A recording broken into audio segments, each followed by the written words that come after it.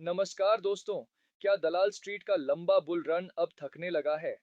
आज 26 अगस्त को हमने देखा कि क्रूड ऑयल के प्राइसेस में एक अच्छी खासी गिरावट आई थी, जो इंडिया के लिए एक बहुत पॉजिटिव न्यूज़ है।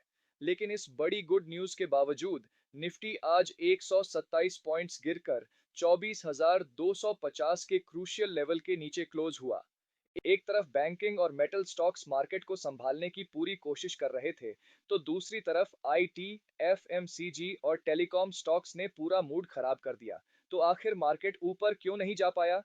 क्या स्मार्ट मनी अपना पैसा निकाल रही है? और आने वाले कल यानी एफ एंड ओ एक्सपायरी से ठीक पहले आपको अपना स्टैंड कैसा रखना चाहिए? चलिए इन सभी सवालों के जवाब समझते हैं आज के मार्केट अपडेट में, बिल्कुल सिंपल भाषा में। सबसे पहले बात करते हैं कि आज दलाल स्ट्रीट पर चल क्या रहा था।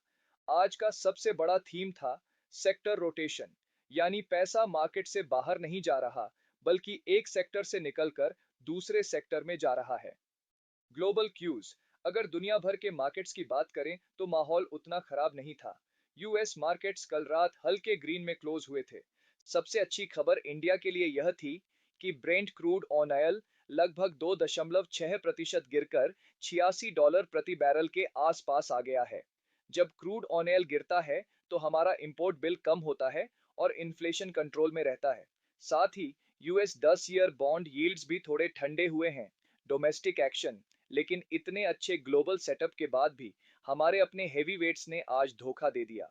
निफ्टी 50 आज 127 पॉइंट्स की वीकनेस के साथ क्लोज हुआ। मार्केट का ब्रैडथ बहुत वीक था। निफ्टी 50 के सिर्फ 13 स्टॉक्स ग्रीन में थे और बचे हुए 37 स्टॉक्स लाल निशान में बंद हुए। Top movers. अगर सेक्टर्स को देखें तो कोटक बैंक और एक्सिस बैंक जैसे बैंकिंग दिग्गज निफ्टी के टॉप गेनर्स में थे। लेकिन आईटी और टेलीकॉम सेक्टर्स में अच्छी खासी प्रॉफिट बुकिंग हुई। इन्फोसिस, भारती एयरटेल और एम जैसे स्टॉक्स ने मार्केट को नीचे खींचा। ट्रेडर्स शायद सेफ और डिफेंसिव स्टॉक्स की तरफ पैसा शिफ्ट कर रहे हैं। अब आते हैं सबसे इंपॉर्टेंट पार्ट पर कि बड़े खिलाड़ी यानी इंस्टीट्यूशंस क्या कर रहे हैं। आपको लग रहा होगा कि मार्केट 127 पॉइंट्स गिरा है तो एफआईआईज ने दबाकर सेलिंग की होगी।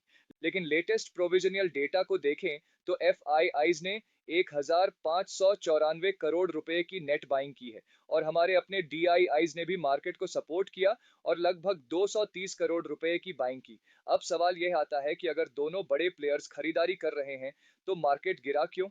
इसका सिंपल आंसर है डेरिवेटिव्स और रिटेल प्रॉफिट बुकिंग। मार्केट अपनी monthly F and O expiry के करीब है और अपर लेवल्स पर लॉन्ग अनवाइंडिंग हो रही है।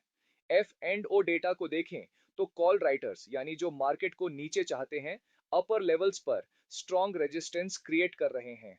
स्मार्ट मनी अभी ब्रॉड मार्केट में एग्रेसिवली पैसा डालने के बजाय स्ट्रिक्टली स्टॉक स्पेसिफिक खेल रही है। चलिए टेक्निकल चार्ट्स पर लेवल्स क्लियर कर लेते हैं।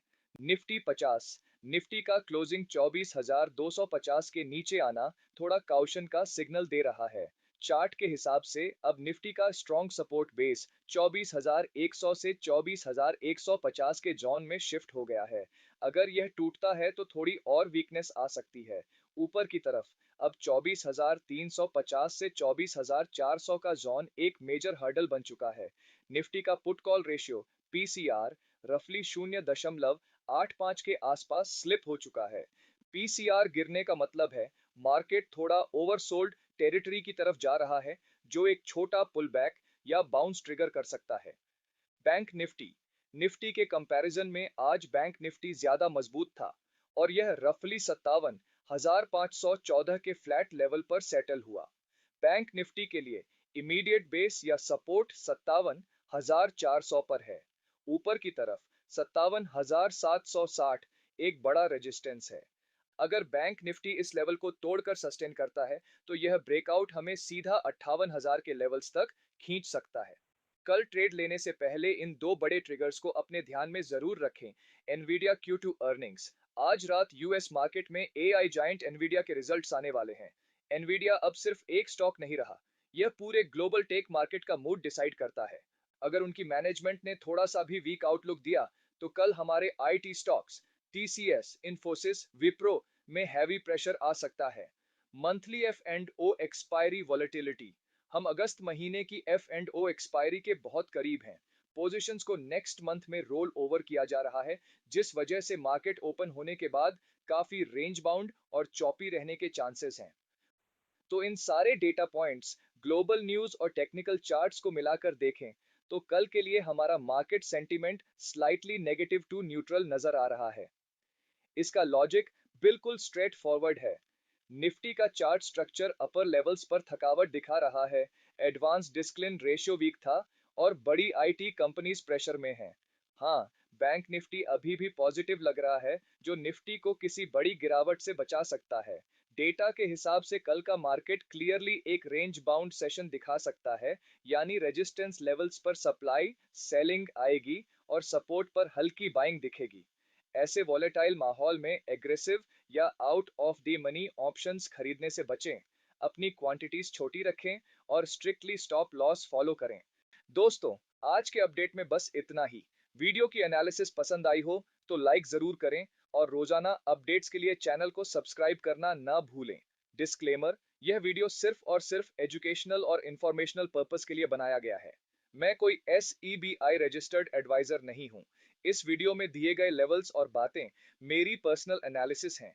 ये कोई डायरेक्ट बाय या सेल रिकमेंडेशंस नहीं है। स्टॉक मार्केट में इन्वेस्ट करना रिस्क के अधीन है, इसलिए अपना पैसा लगाने से पहले अपने पर्सनल फाइनेंशियल एडवाइजर से कंसल्ट जरूर करें। मिलते हैं कल एक नई मार्केट ओपनिंग और नई उम्मीद के साथ। हैप्पी ट्रेडिंग एंड जय हिंद।